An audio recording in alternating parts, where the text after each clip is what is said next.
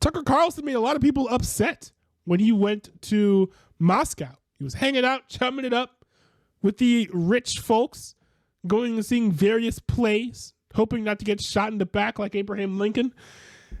He was hanging out in Russia, and people were wondering, hey, is Tucker Carlson going to interview Vladimir Putin? Because some people had told him before, like months before, like, hey, don't you dare go to Russia and interview Vladimir Putin.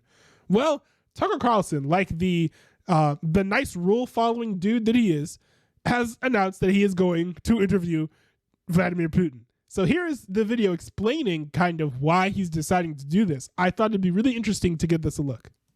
We're in Moscow tonight. We're here to interview the president of Russia, Vladimir Putin. We'll be doing that soon. There are risks to conducting an interview like this, obviously, so we thought about it carefully over many months. Here's why we're doing it. First, because it's our job. We're in journalism. Our duty is to inform people.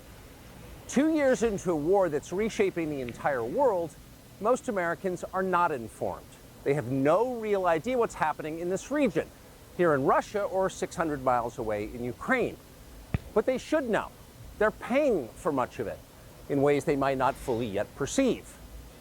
The war in Ukraine is a human disaster.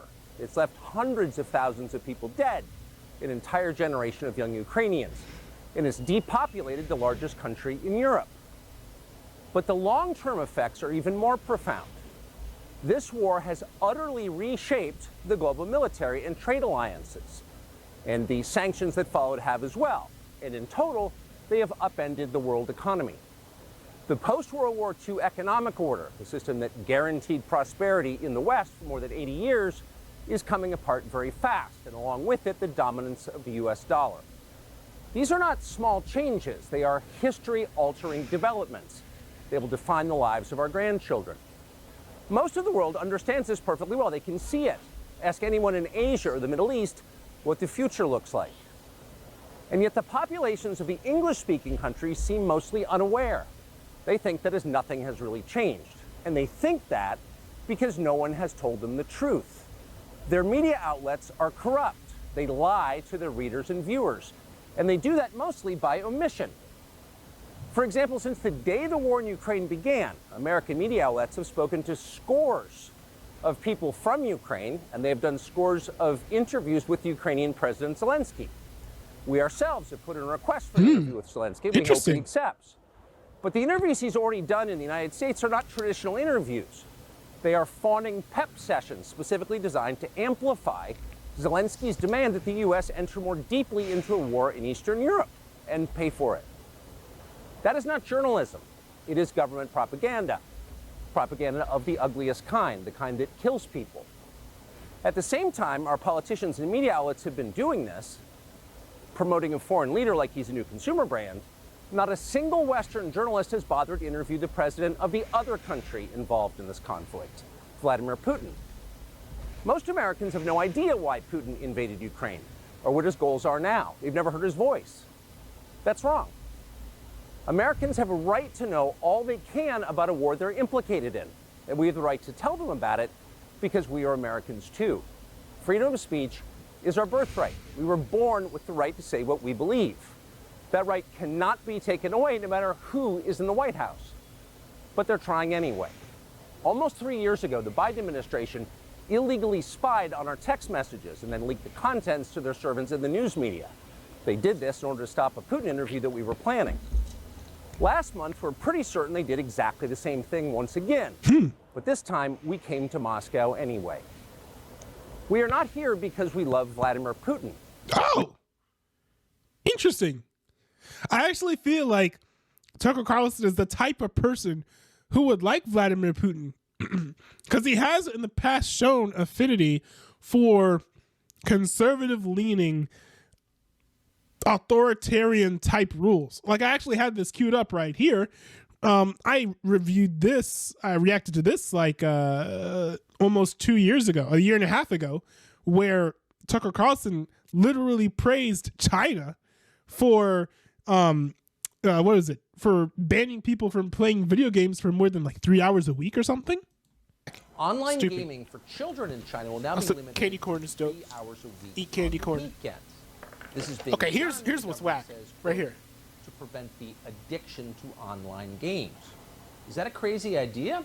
Yes, this is a crazy idea. And you can go watch that full video if you want. But basically, Tucker Carlson was praising China for banning people from playing video games for more than like 3 hours a week. And, you know, Vladimir Putin has similar authoritarian but conservative value-led policies for the state of Russia. So the idea that Tucker Carlson doesn't really like Putin kind of surprises me. I'm sure that he would not like to live in Russia. If that were the case, he would have fled the United States and have been living in Russia for 2 or 3 years by now. But, you know, to act like he at the very least doesn't like Putin more than, say, Zelensky, I think is a little bit ridiculous. Now, I think because of this bias as well, there is, I think, a possibility that in his reporting and just like his interview and his candor or whatever, he tries to frame Putin as someone who was telling the truth, who in honesty, I don't think that he'll be telling the truth in this interview. Many things that Putin has said have just been lies. They've just not necessarily been true. So I think that if you're watching this interview, don't necessarily believe everything that Putin has to say. I think it is important, by the way, to interview Putin. Because I think that we do need to let dictators speak. We do need to listen to people who maybe we disagree with, people even who have heinous ideas and ideologies. But we also have to be careful to make sure we're not being gullible into just believing whatever these dudes have to say. So I did want to put in that preface. That's the one note of commentary that I wanted to add, is that this dude seems to have affinities for slightly authoritarian but conservative rule. So, you know, I do think that he probably has some sort of affinity for Putin as well. Maybe not a lot, but some affinity for him.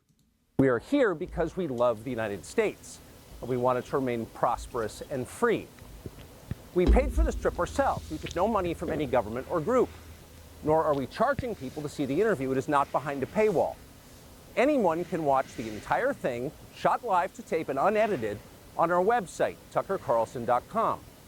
Elon Musk, to his great credit, has promised not to suppress or block this interview once we post it on his platform, X, and we're grateful for that. That's good. Western governments, by contrast, will certainly do their best to censor this video on other less principled platforms because that's what they do. It's like YouTube? They're afraid of information they can't control. But you have no reason to be afraid of it. We are not encouraging you to agree with what Putin may say in this interview, but we are urging you to watch it. You should know as much as you can.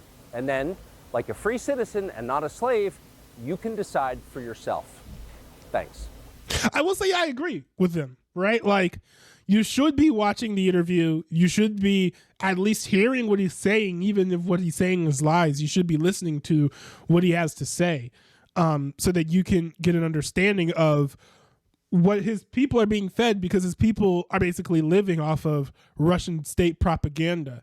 And just at least you see like the other side and how, you know, he's the homie's trying to spin the situation.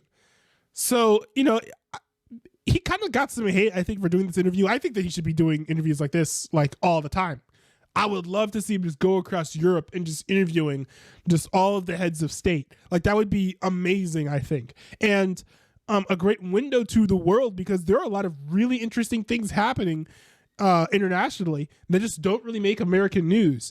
And whether they're small or they're big, America has so many alliances and so many enemies that usually one of those types of conflicts, even if you've never heard of it before, is affecting America in some way, or we have to get involved to some degree. So I would love to see more interviews like this. I feel like he's probably doing this interview with Putin in large part because funding the war in Ukraine is a very heated and contentious topic, with spending bills coming up on like the House and the Senate and all that stuff. That's one thing the Democrats are trying to tie a lot of aid to, is like, oh, you know, we can't help Israel unless we're helping Ukraine and all this stuff. So I think with that, Putin is kind of strategically placing this interview in a way that it could possibly like sabotage some of those events. Like, if this catches on, like, there are not really going to be many or at least as many Republicans willing to say fund the war in Ukraine. So, I could definitely see why he would do this particular interview at this time, but I do hope that he goes around other countries interviewing other heads of state. And I do hope, by the way, that Zelensky goes on Tucker Carlson's program or whatever and makes his case, because I do think that it's important for both sides to be heard, right? Not just Putin's, but Zelensky's. Not just Zelensky's, but Putin's. Like, it should go both ways. So hopefully we get that as well, because I think it'd be important. And also, he might enjoy having the final word, right? Being able to give that, that clap back against Putin. He may enjoy that. So, but anyway, it's a very interesting situation. I'm definitely going to tune into that interview when it comes out.